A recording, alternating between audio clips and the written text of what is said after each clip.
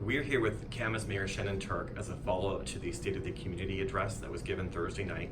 Now, Shannon, you have a lot of experience working for the City of Vancouver. Can you please elaborate on that? Absolutely. So I am a management analyst for the City of Vancouver. That basically means I do any sort of analysis that management requests of me. So it could be from financial analysis to policy analysis.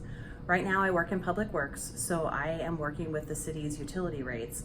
I work on their rate models so we can project what rate increases should be or whether we should keep things the same. I work on project budgets and just general financial information. But in the past, I worked for the City of Vancouver's Parks and Recreation Department, and there, every month, I analyzed monthly expenses, revenues.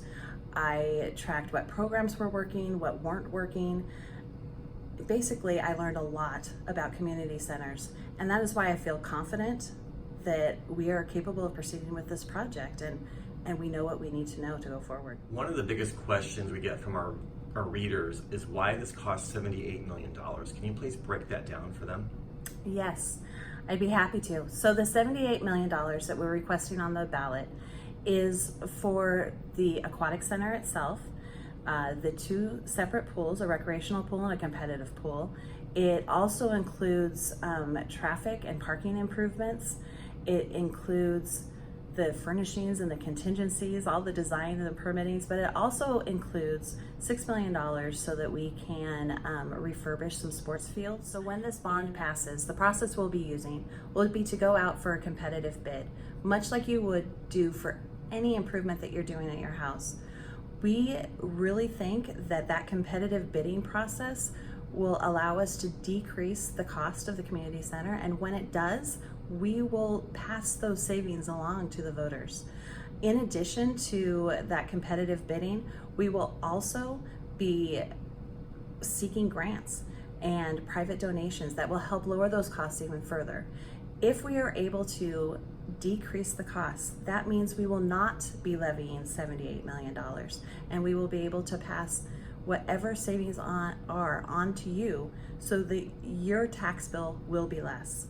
Mayor Turk, so one of the other big concerns my readership has is the location. They're concerned that it will cause a lot of traffic congestion on Lake Road and detract from the area. Can you please share your thoughts on that? Absolutely. So two separate studies have acknowledged that this site would be the preferred location for a community center. And we hear your concerns about traffic and parking. The parking concerns on Lake Road at Heritage Park are very valid. But we believe that this ballot measure, the traffic and safety improvements that we will be making as part of this ballot measure, will help address those issues.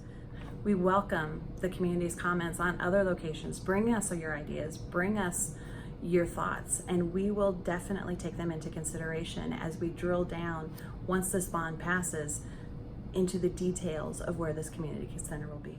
Okay, a certain segment of the community was very emotionally tied to the Crown Park pool. Can you walk us through why the city decided to go into a different direction? Absolutely. I understand why they were tied to it. It was a great pool for 64 years. Most outdoor pools last 40 years. We were lucky to be able to get an additional 24 years out of it. But we did assessments. It was just time. It was time for us to look for other options for aquatic facilities for our community. Another thing is that pool was built for a town of 5,000. We are now a town of 25,000. It is time for us to look to the future, and that is what we hope to provide at the new community center. What do you say to the undecided voter on Proposition 2? I understand. I understand why you're undecided, because it is a big ask. Let me tell you why I think that it's an important investment for our community. First is economic. Prospective businesses have told us what they look for when they are looking to site a facility, and it's livability. And recreational opportunities in our town increase our livability. And so businesses that have family wage jobs actually want the family to live close. Families want to live where there are things to do. We have great things to do outside. but unfortunately it rains a large part of our year, so we need a year-round facility for all of our families to enjoy. The second, and probably most important to me, is it connects the community. It connects generations in one spot. You have the seniors walking the track, you have teens playing basketball, you have little kids learning to swim for the first time. And let's talk more about that swimming, because we've already been in discussions with the school district so that when this bond passes, when this pool gets built, every child in the Camas School District will receive swimming lessons as part of their physical education requirements. And I think that's exciting. We're surrounded by bodies of water. We need to make sure that our kids can swim. The last is fitness. Seniors do better when they're physically fit. Kids do better when they're physically fit. Let's get everybody active. I know personally, when I'm chasing my grandchild around, running and jumping with him, that I am doing things that normally my body would tell me that I cannot do.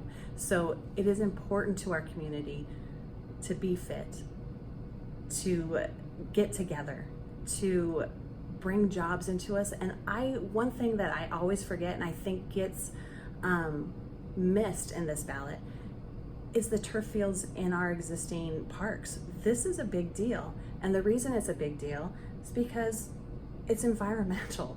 We will no longer have to water them during the summer. No more pesticides. There's concerns I hear from the citizens all the time. Where are the bees? We will stop driving away the bees. We won't have to maintain those fields. And all of the money that we would have spent on those three things, we will then invest back into the turf replacement fund so that we can replace them in 10 years. I've heard people worry that we're not thinking about that. We're thinking of all of these things.